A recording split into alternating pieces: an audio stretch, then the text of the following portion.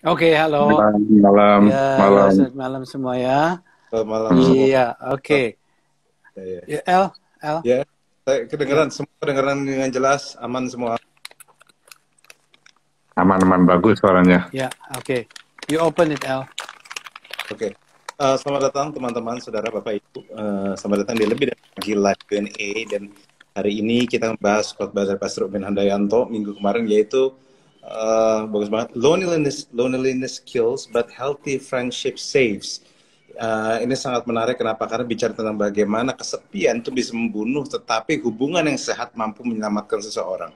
So, jadi saya ini rasanya powerful sedikit, kita akan bahas simple tetapi very powerful, dan saya berharap teman-teman dan saudara bisa banyak bertanya tentang relationship, karena kita semua tahu kita berbeda, tapi tidak semua di antara kita menyadari kekuatan dari sebuah hubungan, kekuatan dari sebuah komunitas, kekuatan dari sebuah, especially komunitas yang tubuh Kristus. Ya, oke. Pastor Umin mungkin bisa jelasin pendek tentang khotbahnya kemarin hari Minggu. Iya, ya. Basically sebetulnya loneliness itu udah menjadi satu epidemik di dunia ya. Di seluruh bagian dunia, terutama di negara-negara maju itu mengalami banyak sekali orang-orang yang mengalami loneliness. Malah sampai di Inggris, sampai Inggris dan Jepang itu punya Minister of Loneliness gitu loh. Itu aneh sekali, itu luar biasa sekali, dan saya percaya loneliness ini bukan terjadi di Amerika, di Jepang, di Inggris saja, tapi di Indonesia juga banyak sekali orang yang mengalami kesepian ini. Dan Alkitab juga banyak berbicara tentang kesepian. Salah satunya dalam Kejadian 2 ayat 18 dikatakan bahwa it's not good for man to be alone gitu loh. Jadi kita bisa lihat dari ayat ini bahwa kesepian itu bukan planningnya Tuhan untuk manusia, untuk Wow, kita. Ya, nice. karena Allah kita ini sebetulnya Allah yang rational gitu loh.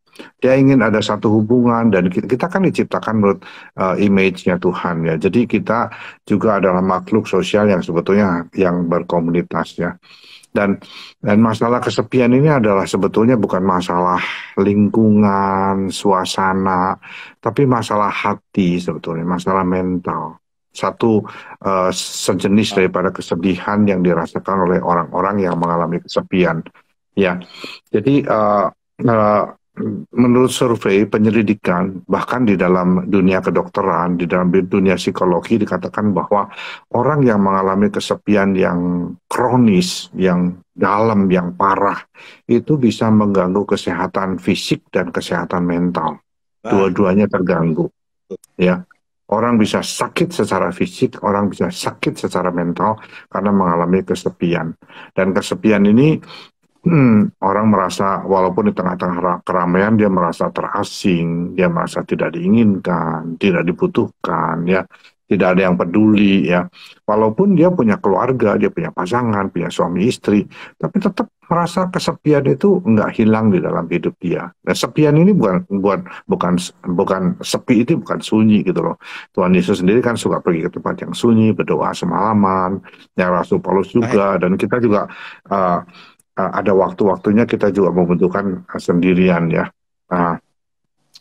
Kesepian ini bisa karena masalah sosial di lingkungan kita. Ya, kita merasa bahwa kita ini sendirian, tidak punya persahabatan yang karib, yang bertahan lama.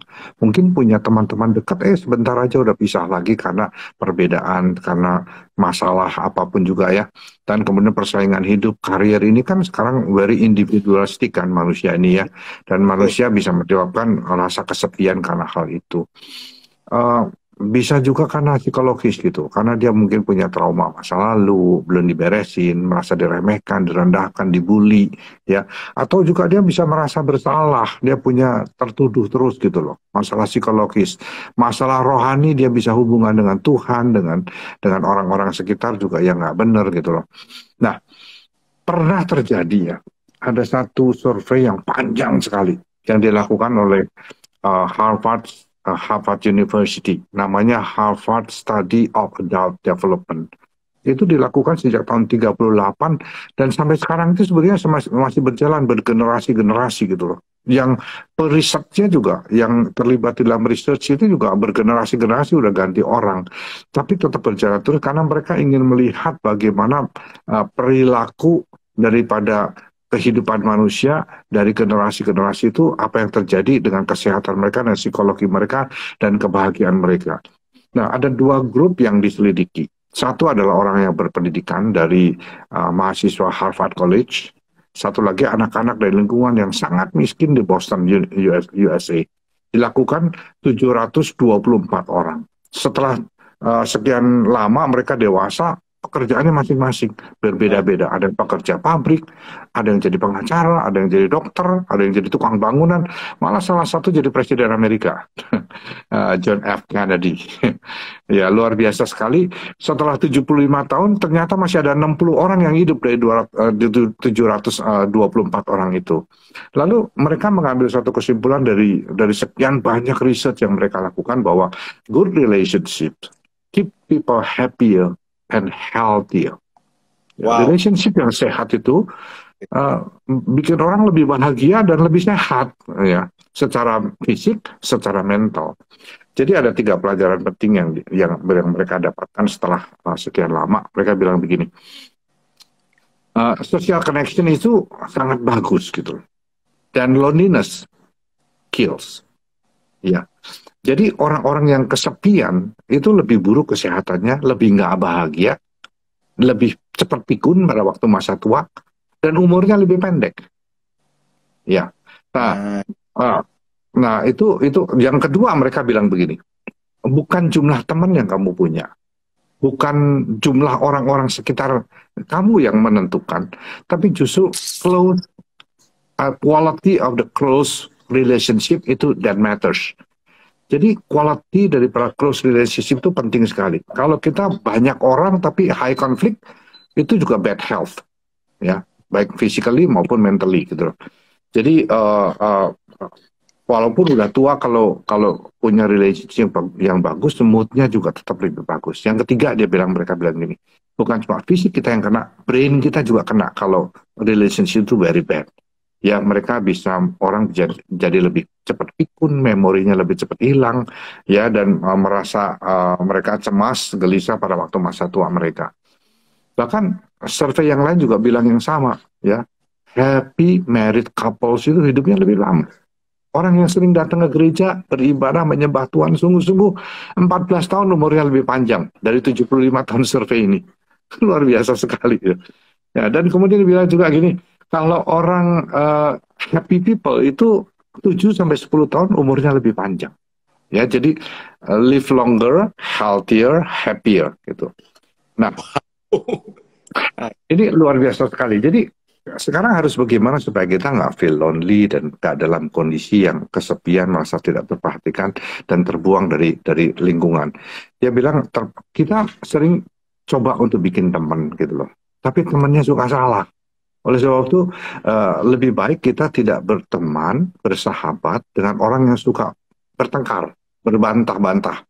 Apa aja ditentang, apa aja dibantah, apa aja diajak bertengkar gitu loh. Yang kedua, jangan berteman dengan tukang gosip. Ya. Yang ketiga, jangan berteman, hati-hati dengan orang yang suka muji-muji tapi punya modus gitu. Ya, hati-hati dengan orang-orang seperti itu. Dan kemudian orang yang nggak bisa kontrol emosi, pemarah, ya, emosinya cepat meledak dan uncontrollable, dan kemudian meledak begitu saja gitu loh. Terus yang terakhir yang penting sekali, kita jangan punya close relationship dengan orang Kristen. Aneh ya, orang Kristen tapi yang masih hidup dalam dosa terus-menerus, terutama dosa seks. Nice. Ya. Itu 1 Korintus 5:9-11 bilang begini, di dalam surat saya yang dahulu, saya memberitahukan kepadamu supaya jangan bergaul dengan orang cabul. Yang saya maksud bukan orang cabul atau tamak atau penipu atau penyembah berhala yang sama sekali tidak mengenal Allah. Bukan. Saya tidak maksudkan mereka, sebab kalau kalian harus menjauhi mereka, maka tentunya kalian perlu keluar sama sekali dari dunia ini. Maksud saya ialah, kalian jangan bergaul dengan orang yang mengaku dirinya orang Kristen, tapi orang itu cabul, atau tamak, atau penyembah berhala, atau suka memburuk-burukan orang lain, atau pemabuk, ataupun pencuri, duduk makan dengan orang itu pun jangan. Ya karena apa? Karena dia sepertinya udah punya Holy Spirit, udah punya the power of the Holy Spirit, bukan will power aja gitu, tapi the power of the Holy Spirit, tapi dia mengadakan pilihan yang tetap hidup di dalam dosa. Jadi bad witnesses, bad representation dari Tuhan di dalam dunia ini, ya. Nah, sekarang bagaimana supaya kita ini punya hidup yang tidak lonely, lebih happy, lebih sehat secara mental, secara fisik. Ya, syaratnya tentu kita harus membangun persahabatan yang lama dan yang sehat. Dari mana kita cari orang-orang seperti itu? Paling gampang cari di gereja. Nice. Kenapa? Kenapa cari di gereja gitu loh? Karena di situ tuh ada orang-orang punya karakter yang terbaik, ya, punya kualitas yang paling bagus. Goalsnya sama kita udah sama, value-nya juga udah sama. Jadi gampang gitu loh, untuk tone-nya itu jadi sama. Jadi apa yang harus kita lakukan supaya kita bisa kenal dan akrab, dekat, bersahabat dengan orang-orang di dalam family of God, di dalam tubuh Kristus, dalam gereja Tuhan. Terlibat di dalam pelayanan, jadi volunteer. Nice. Terlibat di dalam small group, ikut connect group. Itu cara yang paling gampang untuk bisa connect, bisa bangun relationship dengan orang-orang di gereja gitu loh. Ya. Jadi ada satu ayat yang sangat bagus, Matius 7 ayat 12. Dikatakan, perlakukan orang lain seperti kalian ingin diperlakukan oleh mereka. Itulah inti hukum Musa dan ajaran nabi-nabi. Luar biasa sekali. Alkitab Perjanjian Lama, Tuhan Yesus bilang, intinya itu perlakukan orang lain seperti kalian ingin diperlakukan oleh mereka. Jadi kalau kita mau punya teman yang baik, kita harus jadi orang baik. Kita harus mau punya teman yang jujur, kita harus jadi orang jujur. Kita mau dapat teman yang setia, kita harus jadi orang setia. Karena kalau kita tidak memberikan contoh bagaimana persahabatan yang sesungguhnya, bagaimana kita bisa meng-attract orang-orang yang punya tone yang sama dengan kita, ya, punya value yang sama dengan kita. Kalau kita value-nya baik dan kita memancar keluar, kita akan attract orang-orang dengan value yang sama, itu bergabung di dalam komunitas yang sehat di dalam hidup kita. Ya, Pak Umin sedikit, sedikit. Ini karena ada banyak poin yang sangat penting ya, saudara sekalian. Dari awal tadi saya dengerin begitu padat. Saya coba mungkin mulai menjelaskan sedikit tentang yang Pak Umin tadi katakan bahwa loneliness is kills ya. Nah itu memang kita tidak bisa main-main dengan yang namanya kesepian memang. Tadi Pak Umin juga sampaikan tentang bagaimana ada 2 negara yang sampai mempunyai Minister of Loneliness. Saudara mungkin nggak pernah dengar, tapi ini membuktikan betapa pentingnya sebuah negara atau 2 negara, yang pertama Jepang, kedua England, yang memikirkan tentang kesepian itu. Dan ternyata kalau kita tahu bahwa Jepang dan England itu rakyatnya itu introvert, ini orang-orangnya introvert, sehingga karena mereka introvert jadi mereka memendam rasa kecewa, lalu rasa melihatkan di mukanya, sehingga seolah-olah mereka biasa hatinya, dia mungkin mengalami kesepian, sakit hati dan sebagainya. Nah ini yang memang normal-normal aja, tetapi itu sebenarnya tidak normal. Ya, artinya kita tadi Pastor Umin katakan untuk kita mempunyai komunitas di mana kita bisa berbagi, kita bisa share kegagalan kita, ketakutan kita, kekecewaan kita, sehingga yang introvert itu bisa dicairkan sehingga mereka bisa keluar gitu sharingnya. Dan ketika saya sedikit menyelidiki tentang negara-negara, ternyata banyak negara-negara dan khususnya negara di Eropa yang notabene mereka lebih introvert. Seperti saya mencatat ya, ternyata ada Finland seperti demikian, orangnya introvert. Dan saya pernah pergi ke pelayanan ke Finland, dan Finland itu negara yang setiap weekend jumlah pemabuknya itu banyak sekali. Mereka tidak bisa ngomong, tidak bisa ini, mereka lampiaskan dengan minum-minuman keras. Mereka nyebrang ke negara Estonia, naik ferry, lalu mereka, karena di Estonia harga birnya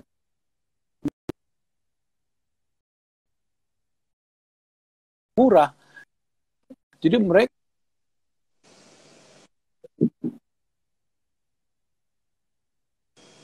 Halo, agak putus-putus ya?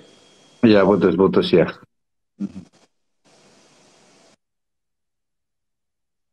Agak putus-putus tuh. ferry, lalu mereka mabuk.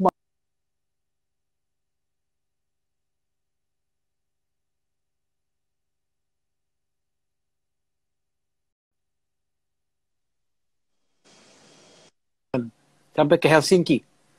Nah di sana itu mereka melampiaskan dengan mabuk-mabukan. Akibatnya bang itu awalnya karena ketidakbisaan. Karena itu betul dikatakan tadi loneliness kills. Itu memang membunuh pelan-pelan. Nah jadi saudara-saudara teman-teman kalau ada yang Iya betul. share, Ya. Tadi agak terputus-putus suaranya Pak Robert, tapi intinya adalah ya. Banyak orang-orang di negara maju, di Eropa, di Jepang itu sebetulnya orang-orang yang lebih introvert ya, dan mereka melarikan diri dari kondisi yang kesepian itu dengan mabuk-mabukan, dengan pergi melakukan hal-hal yang merusak diri mereka sendiri sebetulnya. Jadi memang kondisi kesepian ini ada di semua negara. Uang, kemakmuran itu tidak menjamin bahwa orang itu nggak kesepian. Negara-negara itu kan negara-negara kaya. Betul. Iya. Jadi saya ada beberapa catatan sebetulnya bagaimana orang itu bisa membangun kehidupan yang lebih sehat di dalam persahabatan. Sorry, motong sebentar. Ya. Sorry nih motong. Tolong pertanyaannya dimasukkan di question box karena nanti dimasukkan. Tolong tadi ada saya lihat sekilas tuh sudah naik. Question box ya. Ntar kalau mau butuh bertanya di question box ya. Thank you teman-teman. Yuk lanjut. Question box, lanjut. Oke. Jadi saya mencatat beberapa poin penting sebetulnya supaya kita hidup di dalam persahabatan, relationship yang sehat di dalam kehidupan kita. Yang pertama, kalau kita mau punya relationship yang sehat, kita harus sehat, kita harus baik, kita harus punya karakter yang bagus. Karena kalau kita punya karakter jelek, kita nggak mungkin attract orang punya karakter bagus mau bersahabat dengan kita, gitu loh. Jadi kita juga terus harus memperhatikan hidup kita, buah-buah yang baik di dalam Tuhan, gitu ya, untuk membangun karakter kita lebih bagus. Yang pertama, kalau kita mau berteman, kita harus rela berkorban waktu, energi, upaya. Kalau teman di Facebook, di IG, itu belum jadi sahabat kita. Orang ketemu juga belum gitu loh ya kita boleh membangun hal-hal yang indah melalui IG, melalui Facebook, tapi kalau kita mau bertemu muka dengan muka, kita mau physically hadir, itu akan lebih attach satu dengan yang lain gitu. Jadi rela mengorbankan waktu, energi, upaya, ya kita mau kumpul, kita mau ngobrol sama, kita mau peduli dengan orang lain, kita mau hadir di saat-saat dibutuhkan, rutin ketemu, sosialisasi, diskusi secara sehat. Ya, itu yang pertama. Yang kedua, harus bangun rasa saling percaya, saling menghormati. Kita nggak, trust is earned gitu. Trust itu nggak bisa datang dengan sendiri. Harus diperoleh, harus dilakukan sesuatu untuk dapatkan trust itu. Yang pertama, kita harus jadi orang yang bisa diandalkan. Yang kedua, kita harus punya loyalitas. Yang ketiga, kita tuh mesti bisa jaga rahasia. Putus-putus lagi. Mungkin karena hujan kali ya? Ya. Jadi putus-putus ini. Ya, yang pertama, kalau kita mau bangun rasa percaya, yang pertama kita harus jadi orang yang bisa diandalkan. Ya. Yang kedua, kita harus punya loyalitas. Yang ketiga, kita mesti bisa jaga rahasia. Kalau tiga hal ini nggak ada, boro-boro orang mau percaya sama kita gitu loh. Nggak mungkin gitu. Ya, jadi kita harus bangun rasa percaya. Kita harus lihat juga kualitas diri kita itu terus dibangun di dalam Tuhan, punya karakter yang lebih baik atau enggak. Kalau kita terus dibangun karakter kita makin baik, kita akan attract, akan menarik orang-orang dengan same quality dengan kita, same value, gabung di dalam komunitas kita. Yang ketiga, kita tuh harus buka telinga, buka hati, mau dengar dengan empati tentang pergumulan orang lain. Ya. Orang punya pergumulan, orang punya kesulitan, orang punya kesedihan. Kita harus buka hati dengan empati mendengar gitu. Makanya Yakobus bilang begini, kita harus cepat mendengar, lambat berbicara, lambat untuk marah gitu loh. Kayaknya kalau kita cepat dengar, lambat bicara, kita jadi lambat marah deh. Tapi kalau kita cepat ngomong terus, kita nggak mau dengar, marah deh. Ya, Yakobus bilang kita harus mendengarkan dengan empati, jangan banyak potong-potong, jangan banyak bicara. Kita ketemu semua orang yang ngomongnya nggak habis-habis kan, kita juga capek ya. Putus Nah, lagi. terus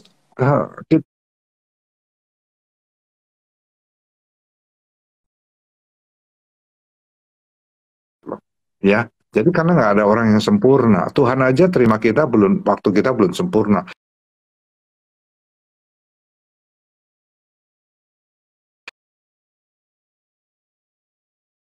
Makin disempurnakan dari hari ke hari.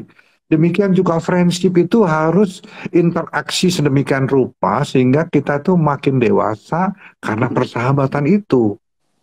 Karena pertemanan itu membuat kita makin dewasa. Ini putus. Mungkin kita sambil Pastor ngambil Levi, sebelum Pastor Umin saya dengar ngurusin, jelas ngambil soalnya. pertanyaan dulu ya. Saya dengar, Pastor L. Pastor Umin saya dengar sekali, Pastor Robert yang agak putus-putus dari tadi. Oh iya, oke. Saya dengar dengan let's go, lanjut. Iya, iya. Enggak, Malah berhenti. Iya, iya. Di sini saya dengar. Jelas ya, Ini saya dengan Lewi agak jelas, mungkin signalnya ya, di Pastor Robert yang habis. Ya. Nah, lagi hujan sih jadi, soalnya. Iya. Jadi kadang-kadang kita ini kalau nggak bisa terima kekurangan orang lain di dalam rumah tangga juga jadi masalah. Kita istri, suami, anak, orang tua kan nggak sempurna juga. Pembahasannya menarik ya. tapi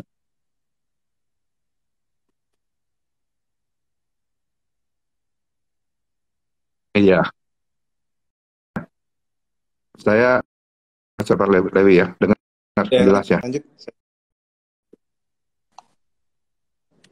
Mari. Pastor Robert agak putus-putus. Kalau saya sama Pastor Oke.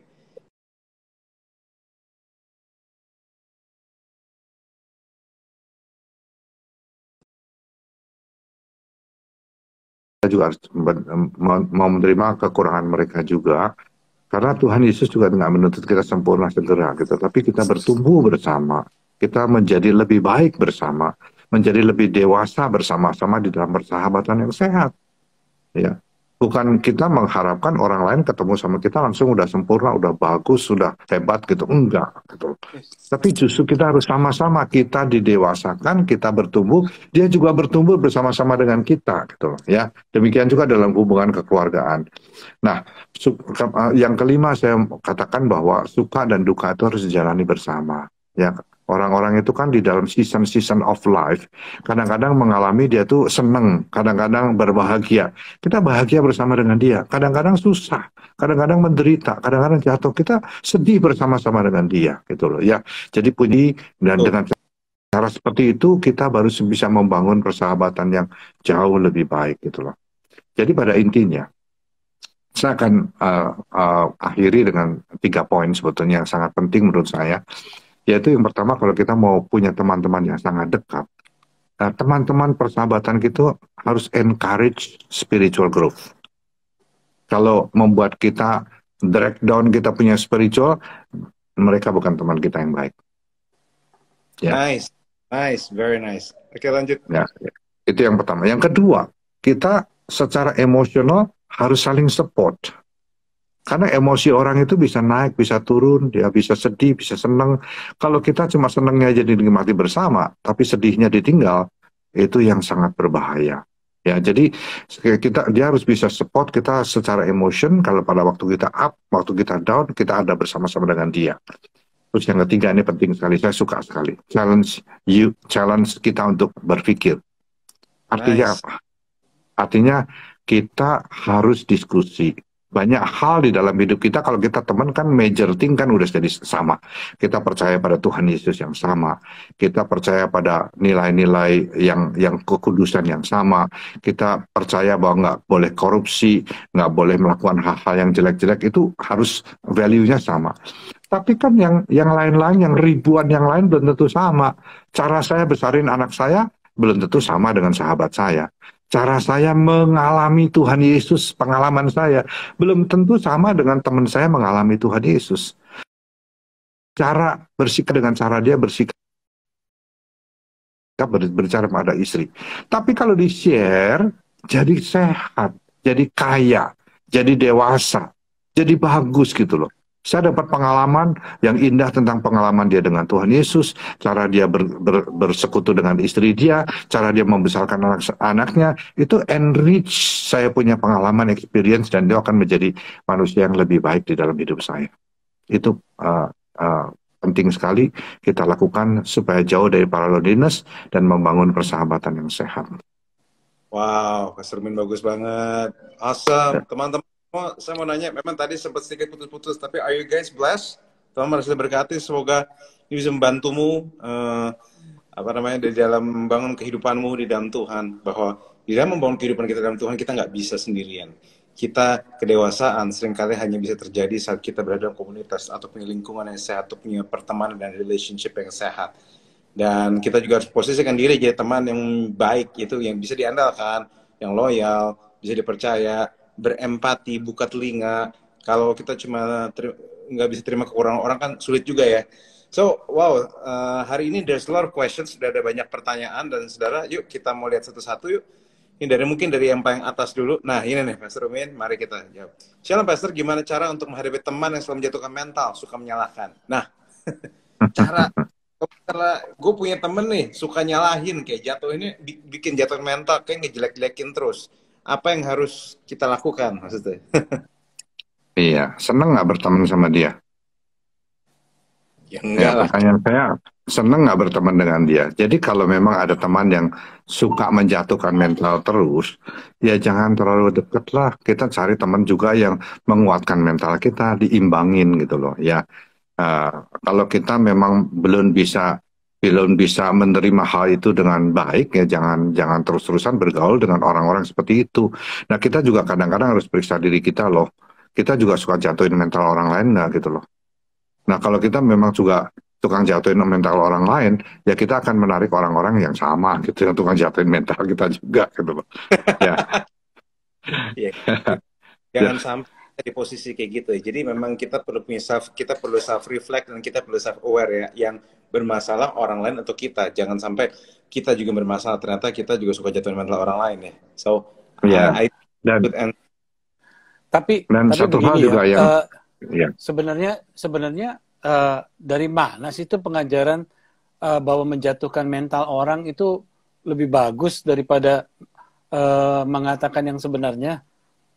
Ya kan, biasa kan orang alasan, oh jangan, mesti ditebalikin gitu loh. Jangan ini, kalau dia dipuji pasti akan sombong. Tapi kita katakan kamu belum bagus, kuatkan maksudnya. Tetapi saya nggak percaya bahwa dengan demikian kita bisa menguatkan teman kita, gitu ya, teman-teman kita. Karena kan namanya menjatuhkan mental ya. Iya. Dan sebenarnya gimana ya? Jadi kalau kita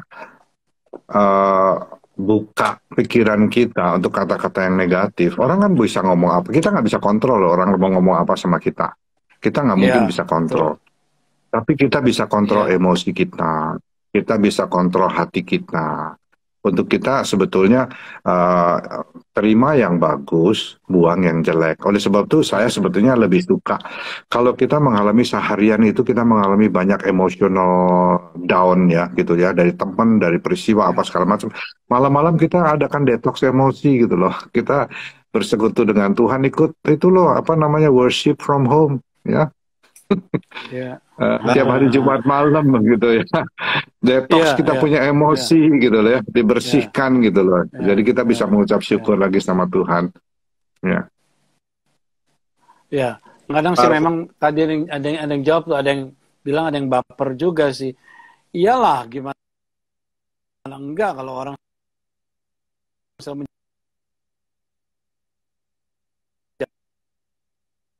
menjatuhkan Putus-putus. Ya udahlah. Iya, berputus-putus lagi. orang lain ya.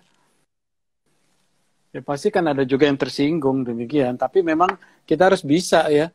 Kita nggak bisa menghentam kotorannya. Iya. Stop, jangan menjatuhkan kotoran, nggak bisa kan? Dan kita juga harus belajar ini ya, cara berbicara yang baik pada waktu kita mau mengkritik orang gitu loh. Kan ada kritik yang menjatuhkan, kritik yang membangun. Ada hal-hal yang jelek sekali kita harus ngomong gitu. Kalau kita punya teman, kalau ada hal yang jelek kita nggak ngomong, kita juga salah gitu loh. Tapi cara ngomong itu kita belajar bijak gitu loh. Nice, very powerful. Saya rasa ini bisa membantu teman-teman. Oke, kita lanjut. Masih banyak pertanyaan. Wah, ini masih banyak banget pertanyaannya. Oke, terus mau lanjut ke pertanyaan mana? Yang paling atas juga ya. Shalom, mau tanya, bagaimana cara kita mengajak teman-teman yang introvert untuk ke gereja? Itu Pastor Lewi yang mesti ngajakin orang introvert ke gereja tuh gimana tuh? Bagi saya cuma percaya bahwa orang introvert pun perlu dikasih tahu bahwa hey, kita ini tetap butuh persahabatan, kita tetap butuh teman. Seorang introvert pun tetap membutuhkan relationship. Seorang introvert kadang juga nggak sadar bahwa dia membutuhkan hubungan. Yang penting kan bukan soal banyak ya kalau introvert, tapi bicara soal seberapa berkualitas hubungan itu, seberapa dekat di hati seseorang. So, saya rasa seorang introvert pun butuh diterangi bahwa kamu tidak diciptakan sendiri. Saya rasa kalau misalnya kita bisa bantu mereka terangkan hal itu, maka mereka akan lebih membuka diri mereka untuk sebuah komunitas atau sebuah pertemanan yang lebih baik. Saya rasa itu aja sih. Itu aja. Mereka harus Very nice. Very nice. Kan kita nggak di gereja tuh nggak perlu orang-orang yang banyak ngomong juga sih, tapi yang mencintai satu dengan yang lain dengan tulus, menerima satu dengan yang lain dengan tulus. Orang introvert pun kalau masuk dalam komunitas gereja yang sehat, mereka akan merasa mereka dicintai gitu loh, mereka diterima, walaupun mereka nggak banyak ngomong, tapi mereka tahu bahwa mereka diterima. Gitu. Ya. Jadi jangan kalau introvert jadi udah deh nggak punya teman lah, nggak coba datang ke gereja dan banyak teman-teman yang bisa menghargai kok orang-orang introvert. Iya. Nice, itu perlu kasih tahu juga. Dan buat informasi saja, New One International Church adalah gereja yang cukup sensitif dengan orang-orang introvert. Makanya kami juga nggak terlalu over pada waktu nyambut orang, tapi kami juga nggak membiarkan orang sendirian juga. Jadi kami berusaha untuk bisa charter. Kami tahu di dunia ini ada orang ekstro, ada orang introvert ya. Ada juga yang ambivert gitu, yang agak di tengah-tengah. So kami berusaha charter hal itu. Jadi siapapun teman-teman introvert yang belum pernah ke gereja atau pengen mencoba beribadah di New One, you are more than welcome. Karena kami cukup sensitif dengan hal-hal seperti itu. So itu aja. Mari lanjut, Pastor. Next question ya. Tuh, udah tuh. Wah, ini yang paling atas nih. Shalom Pastor, gimana mengajak ngomong deep talk sama teman yang introvert karena takut tersinggung? Wow, iya sih, bisa dimengerti. Kadang-kadang itu ya, orang introvert itu sebetulnya mereka nggak mau ngobrol sama orang-orang yang baru dikenal, memang betul. Ya mereka nggak mudah terbuka sama orang-orang yang baru dikenal. Tapi kalau kita sudah bisa menjadi sahabat yang dia percaya, sahabat yang dia bisa andalkan, sahabat yang bisa jaga rahasia dia pada waktu dia buka. Karena orang introvert itu kadang-kadang kalau ngomong kan takut diomongin kan, takut dibully, takut kemudian di look down gitu loh. Nah kalau kita bisa jaga ketakutan dia, rahasia daripada ketakutan dia, kecemasan dia akan buka hati dan lebih banyak bicara kepada kita in private gitu loh. Ya. Jadi kita harus jadi sahabatnya dia dulu. Itu ya, dia dibuat secure ya, dia ya. Betul, betul Pastor Robert ya, betul. Ya. Nice, itu sudah, semoga itu menjawab teman-teman. Ini mari kita cek lagi, ada ke bawah, ada pertanyaan berikut lagi. Shalom, apakah kita harus menolong teman yang jatuh dalam dosa agar kembali ke jalan benar, atau kita harus menghindari mereka ya, karena secara tidak langsung kita bisa terpengaruhi juga. Jadi pertanyaan gini, kita kalau misalnya ada teman yang jatuh dalam dosa, kita nih harus tolongin agar kembali ke yang benar, atau kita harus menghindari mereka supaya kita nggak kepengaruh juga. Nah, itu sih. Di saya ini Pertanyaan saya, setiap kita pernah jatuh dalam dosa nggak setelah kita bertobat? pasti pernah lah ya. Pasti pernah. Nah itu kalau kita sekali jatuh dalam dosa terus dihindari, waduh pastor aja semuanya nggak punya temen dong. Karena pastor juga pernah jatuh dalam dosa. Masalahnya itu orang yang senang hidup dalam dosa, dan orang yang jatuh dalam dosa dan dia tidak happy dengan kondisinya itu dan dia mau bertobat. Itu kondisi yang berbeda. Tapi kalau orang udah tahu firman Tuhan, udah ngerti semuanya, tapi senang hidup di dalam dosa, yang kayak gitu yang Paulus bilang jangan bergaul sama mereka. Tapi kalau jatuh dalam dosa, justru kita harus tolong mereka, encourage mereka untuk hidup kudus, untuk hidup suci, dan bertobat kembali pada Tuhan, begitu loh. Nice. Very good. Very good. Yuk, mari kita. Terus. Masih banyak. Oh, kalau udah begini pertanyaan banyak nih. Yang dari bawah deh, paling bawah deh. Ini paling bawah nih. Oke. Tempat kerja, dan kita nggak bisa milih teman-teman seperti apa yang kita mau dan terbatas, banyak yang kurang sesuai dengan value-nya kita. Bagaimana solusinya, Pak? Iya, memang di tempat kerja itu bukan teman yang kita pilih gitu. Tempat kerja itu adalah sesuatu yang mau nggak mau kita harus ada teamwork dengan mereka, harus ada kerjasama dengan mereka, mau nggak mau kita nggak bisa pilih. Kita nggak bisa pilih teman kerja kita kan. Bersyukur kalau mereka bisa dapat teman-teman kerja yang bagus-bagus, tapi kita nggak selalu bisa pilih gitu loh. Nah kalau dalam kondisi seperti itu kita harus profesional, ya, terbatas pada profesionalitas kerja kita gitu loh. Dan kita di dalam pekerjaan kan kita juga harus jadi terang, harus jadi teladan, harus menjadi representation of Christ gitu loh. Bahwa kita orang Kristen kerjanya kayak gini gitu loh. Ya. Nice. Very nice. Oke, lanjut. Nah, ini nih ada selanjutnya. Apakah manusia memang butuh teman? Ya iya jelas. Iya. Tapi saya kira Pastor Umin kasih saudara-saudara ya bisa langsung nanti abis ini nonton di YouTube-nya aja. Di YouTube-nya dan apa yang Pastor Umin khotbahkan, karena itu ayat pertama kalau nggak salah itu di dalam kitab Kejadian dikatakan tidak baik seorang sendirian. Iya. Saya kira sudah menjawab sendiri ya. Iya betul. Tapi memang yang bertanya mungkin juga mempunyai satu pergumulan tersendiri ya. Apakah mungkin nggak dia hidup di gunung, hidup di hutan, bisa menikmati kehidupan, nggak kesepian dan sebagainya? Saya kira kita nggak mungkin bisa bertumbuh menjadi seperti Kristus kalau kita tidak dibangun karakter kita di tengah-tengah komunitas. Karena firman Tuhan juga bilang jelas loh, besi menajamkan besi, manusia menajamkan sesamanya. Jadi kalau kita hidup sendiri, kita nggak akan bisa mencapai purpose of God's in our life. Goals daripada Tuhan di dalam kehidupan kita. Jadi kalau kita rindu mencapai purpose of God in our life, goals Tuhan dalam hidup kita harus punya komunitas yang saling menajamkan satu dengan yang lain. Nice, very powerful sih. Ini semua yang kita dengar. Manusia dulu. Nah ini ada pertanyaan berikutnya nih. Seberapa penting kita memiliki sebuah circle pertemanan yang positif dan saling membangun? Seberapa penting? Kayak penting banget ya. Justru kita bilang bahwa misalnya pergaulan buruk merusak kebiasaan baik kan, dan justru kebiasaan baik pergaulan baik lah mungkin bisa merusak kebiasaan buruk itu juga. So saya percaya bahwa hubungan bisa membawa kita naik ataupun bisa membawa kita turun ya, Pastor Umin ya. Iya betul. Jadi kalau kita mau membuang sesuatu yang jelek ya, sebetulnya kita bukan membuat sesuatu yang jelek itu makin bagus, tapi kita kalau mau buang ya buang, replace dengan sesuatu yang baik gitu. Ya, di dalam hidup kita kan kita terpengaruh oleh keluarga, oleh lingkungan, segala sesuatu yang ditanamkan yang jelek gitu. Kalau kita mau itu menjadi baik, ya diganti dengan firman Tuhan. Kan Nice. firman Tuhan punya opposite, punya kebalikan ya. Misalnya apa namanya, kalau menipu itu bagus untuk supaya kita bisa dapat bisnis yang menguntungkan gitu. Suap itu bagus supaya kita bisa naik jabatan. Kalau kita nggak mau itu, ya firman Tuhan bilang jelas-jelas tidak boleh.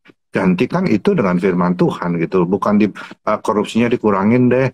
Ya, terus kemudian jahatnya dikurangin deh, bukan, tapi dirubah sama sekali oleh firman Tuhan. Nice. Ya, ya, that's right. Semoga Ya, ini ya. memberkati semua. Next, Ya. next. Ini bagaimana cara menghindari? Oh, ini udah pertanyaannya. Nah, kalau trauma dengan pertemanan karena selalu dikhianati dan dibully, bagaimana solusinya? Nah, Ini traumatis deh. Dengan pertemanan selalu iya, dibully. Gimana iya. solusinya? Dan udah datang ke gereja belum? Udah ikut connect group belum? Udah pelayanan belum? Kalau belum, boleh ikut dalam satu komunitas gereja yang sehat, yang baik ya, yang encouraging each other, yang memberikan semangat satu dengan yang lain, yang meng-encourage hidup yang benar, hidup suci, pertemanan yang sejati ya. Nah, kalau kita memang nggak mudah sih, memang nggak mudah. Kalau orang udah pernah kena trauma, untuk bisa percaya pada orang itu tidak mudah. Biasanya itu akan, tapi kalau dia menghindari dari pertemanan yang sehat di dalam rumah Tuhan, itu juga tidak akan menyembuhkan traumanya. Jadi nggak mudah, tapi harus diusahakan untuk tetap membangun rasa saling percaya itu pelan-pelan. Nanti kalau dia dapat teman-teman yang baik, yang sehat secara rohani, secara mental, ya pelan-pelan dia akan dibangun, dan kemudian dibangun kepercayaan itu, maka dia pelan-pelan akan lebih terbuka dan kemudian bisa disembuhkan lukanya. Wow. Dan memang Yes, kita juga yes. orang itu apa ya? Hanya karena 1-2 orang melukai kita, nggak berarti semua orang akan melukai kita kan ya? Ya, Betul. ya. Betul, Generalis. betul. Faktanya gini, Betul. memang di luar itu jelek, bukan hal yang mengenakan, tapi generalisasi juga nggak mengenakan. Ya, Jadi saya rasa betul. kita juga jangan, kita harus belajar untuk tidak mengeneralisasi keadaan ya, mas. Ya, Manusia betul. itu tidak semua akan melukai maksudnya. Ya itu, mari Oke, kita lanjut. masih banyak nih. Nah, Shalom Pastor, bagaimana menanggapi persahabatan berkubu apalagi dalam gereja? Pas pengajaran yang ada di dunia saat ini, itu lebih baik hidup sendiri. Nah, ini maksudnya gimana ya? Jadi tentang persahabatan berkubu, dan juga tentang kayaknya pengajaran yang ada di dunia ini kayak mendingan hidup sendiri gitu. Padahal nggak juga sih ya. Emang ada yang ngajarin? Kayaknya semua manusia tahu deh bahwa hidup alone, hidup independen dia perlu. Tapi hidup alone kayaknya nggak ada yang itu deh. Nggak ada yang mendorong gitu maksudnya kayaknya ya. Alone tuh kan selalu tidak pernah baik ya maksudnya. Ya, Pastor Umin deh silahkan jawab. Iya, kalau mandiri, kalau kita kemandirian, kedewasaan, itu memang harus dibangun di dalam kehidupan setiap orang. Jadi kita nggak boleh selalu bahwa ada apa-apa tuh selalu mengandalkan orang lain, nggak boleh. Ya, kita dalam batas-batas tertentu kita harus mandiri, kita harus dewasa, kita harus bisa cari solusi. Tapi kadang-kadang kita tuh nggak bisa sendirian gitu di dalam menghadapi badai-badai kehidupan itu. Kita kadang-kadang nggak bisa sendirian, dan seringkali nggak bisa sendirian. Kalau kita punya backup teman-teman yang empati, yang mereka memberikan support secara emosional, itu akan sangat menguatkan gitu, akan sangat memberikan satu encouragement untuk kita terus bangun lagi gitu, nggak jatuh ya. Ya seperti tadi saya bilang bahwa kalau kita hidup sendiri individualistik begitu, kita akan miss loh purpose of God in our life, goals dari Tuhan di dalam hidup kita. Karena Tuhan kita adalah Tuhan yang relational. Betul. Dan dia tidak mau kita menghindari sampai terlukai satu dengan yang lain, karena itu salah satu cara Tuhan untuk mendewasakan kita. Ya, bahkan Pastor L pernah berbicara bahwa luka yang kita alami itu kan nggak wasted sama Tuhan kan. Tuhan pakai itu justru untuk mendewasakan kita dan bisa menjadi melayani dalam bidang yang sama kalau ada teman kita yang mengalami itu. Ya. Powerful. Nice. Oke, mari kita lanjut teman-teman semua. Itu sebenarnya harusnya jawabannya udah bagus-bagus banget nih. Nah, ini bagaimana jika seorang sedang berjuang bangkit dari segala kegagalan dan trauma masa lalu tapi tidak disupport oleh pasangan? Ya, sebenarnya dia sudah tahu jawabannya sih, tapi Pastor silahkan. Jika seorang sedang bangkit, dia lagi mau bangkit dari kegagalan, trauma, tapi nggak disupport oleh pasangan gitu. Seperti ya, pertama nggak tahu ya, menurut Pak Surmin gimana? Kalau saya sih sebelumnya harus cek dulu beneran nggak disupport atau cuma perasaan kita seakan-akan nggak disupport. Nah, itu penting. Itu kita harus cek dulu. Nggak disupport apa? Kita membayangkan diri kita nggak disupport, padahal pasangan udah support ya, jangan-jangan. Cuma mungkin bahasa supportnya berbeda dari yang kita bayangkan. Soalnya ada yang kayak gitu juga. Kalau saya sih mau melihatnya, mungkin yang pertama kali harus dilakukan adalah rekonsiliasi dengan pasangan ya. Hubungannya harus direkonsil dulu. Kalau dia perlu seorang hamba Tuhan yang melayani hubungan suami istri untuk rekonsil, lakukan gitu loh. Tapi kalau suami istri itu bisa berdoa berdua di hadapan Tuhan dan saling terbuka untuk reconciliation, itu bagus sekali. Jadi sebetulnya masalahnya itu lebih jauh daripada dia itu disupport atau enggak. Tapi hubungan mereka itu benar apa enggak gitu loh. Ya. Kasih yang dulu itu masih ada atau enggak gitu loh. Ya. Itu lebih penting sebetulnya. Kalau itu sudah terjadi, saya percaya support itu akan muncul. Nice. That's right. Silakan teman. Itu jawabannya harusnya itu Next. cukup. Nah ini nih sering terjadi nih. Sialan Pastor, gimana cara kita meluapkan amarah di tempat kerja? Karena teman-teman kerja suka buat kesal. Nah ini orang kerja nih can relate banget nih, bisa relate banget nih. Karena kita tahu di tempat kerja orang bisa nyebelin banget memang. Iya. Saya juga suka marah di tempat kerja gitu. Ya kalau memang benar-benar nggak bisa di ini, ya kita tuh gini loh, apa namanya?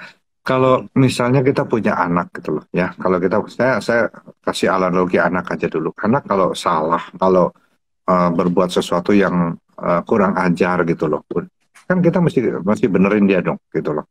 Kita mesti tegur gitu loh. Tapi tegur itu bukan berarti membuang, tapi kita merangkul gitu loh. Kita jelaskan di mana dia salah, di mana dia melakukan perbuatan yang tidak seharusnya, dan kemudian kita katakan saya mengasihi kamu, kita cintai dia, kita rangkul dia lagi supaya anak itu merasa bahwa dia itu tidak dibuang oleh orang tuanya, tetap disayang, tapi dia telah berbuat salah dan salahnya apa tahu dia, dan dikasih kesempatan untuk berubah. Demikian juga sebetulnya di dalam pekerjaan kita kadang-kadang kita nyebelin sekali, kita memang harus marah gitu loh. Tapi tapi jangan kasar gitu maksud saya gitu loh. Kita boleh marah tapi nggak boleh kasar itu gitu loh. Kita boleh marah tapi jangan unrelated kemarahan kita itu dengan pekerjaan terus kita nyerang pribadi. Ya, itu nggak boleh gitu loh. Kalau kita mau marah ya marah tentang pekerjaannya, bukan tentang pribadinya gitu loh. Ya. Dan nggak usah terus kemudian diceritain kemana-mana, dijelekin ke teman-teman yang lain. Ya, kalau sama dia ya sama dia, selesaikan masalah pekerjaan, jangan menyerang pribadinya. Apalagi udah nyerang suku, ras, agama, golongan, waduh, repot nantinya. Salah banget itu. Iya. Salah banget. Oke. Ya. Oke, good. Ini masih ada beberapa pertanyaan lagi, tinggal di 2 lagi, habis itu kita bisa tutup. Bagaimana cara menghadapi hubungan yang toksik karena perbedaan sifat introvert dan extrovert? Masa sih toksik sih? Harusnya ini sebenarnya nggak toksik, harusnya bisa diberesin harusnya. Masa introvert, extrovert tuh tidak bisa kita bilang toksik sih menurut saya. Yang penting dua-duanya sepakat untuk saling kenal, saling terbuka aja menurut saya sih ya. Kayaknya nggak sampai beracun, sampai ngerusak banget sih harusnya sih ya. Enggak. Introvert, extrovert itu bisa bergaul bersama kok. Bisa. Ya. Bisa. Yang extrovert suruh ngomong banyak aja, yang introvert dengerin gitu loh. Nanti kalau bagiannya introvert ngomong, yang extrovert denger juga gitu, jangan dipotong-potong. Bisa kok jadi friendship yang bagus gitu loh. Malah saling menyeimbangkan ya. Saling menyeimbangkan sebenarnya ya. Satu gas, satu rem, Pastor ya. Iya, satu gas, satu rem. Jadi bagi saya nggak jelek dari situ. Iya.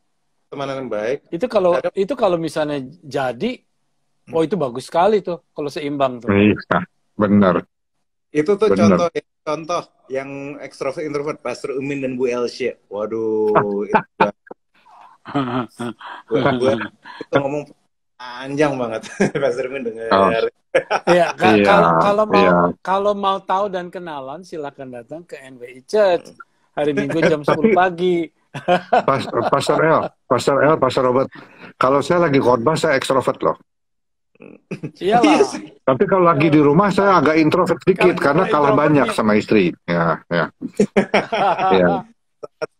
It's okay gitu. Kita bisa terima satu dengan yang lain. Ya, ya, ya, ya. Iya, ya. Terus Ya. sampai Kalau tarik.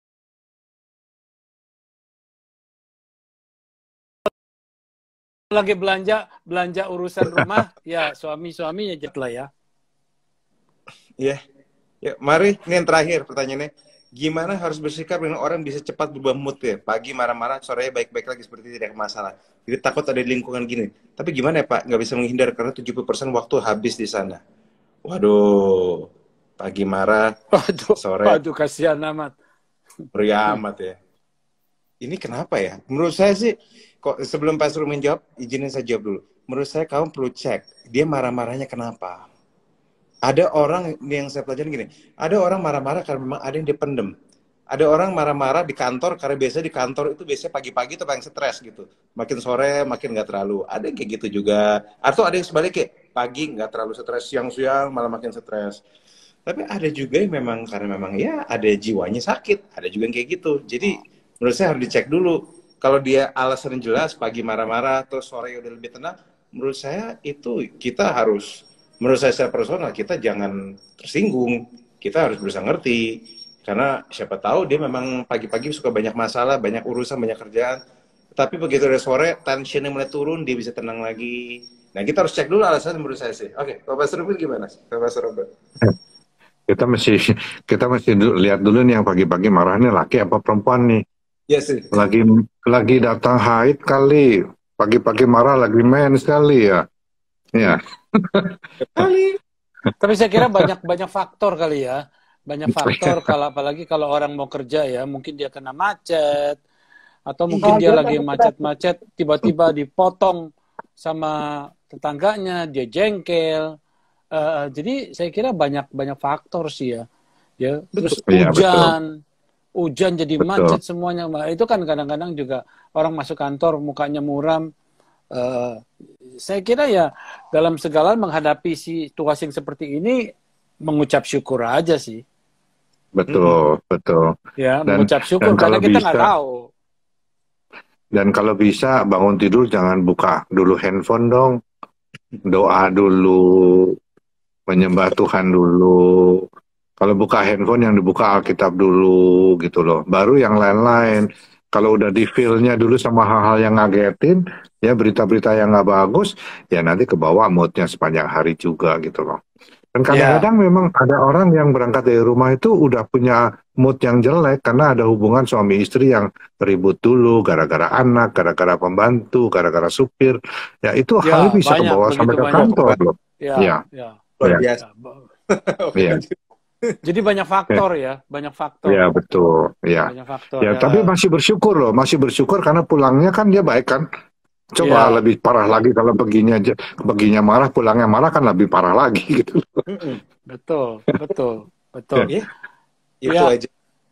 Saya kira good ya. Udah cukup nih semua. Udah jawab semua. Saya harap ini bisa membantu teman-teman dan saudara semua tentang relationship. Bulan ini kita masih bicara soal real community dan saya berharap teman-teman dan saudara bisa tetap stay tune. Dan bagi yang belum dengar, silakan dengar dari minggu pertama karena kita banyak bahas soal komunitas. Dan saya berharap ini bisa memberikan kamu perspektif yang sehat tentang bagaimana membangun komunitas yang sehat, dan bagaimana memposisikan diri, dan bagaimana juga kita bisa menikmati komunitas itu karena kita nggak pernah diciptakan untuk hidup sendiri. Terus mungkin saya minta ya untuk menutup kali ini. Thank you. Oke. Ya, doa nggak apa-apa, Pastor Rumin aja doa nggak apa-apa. Mungkin Pastor Kami berterima kasih Tuhan untuk discussion pada malam hari ini.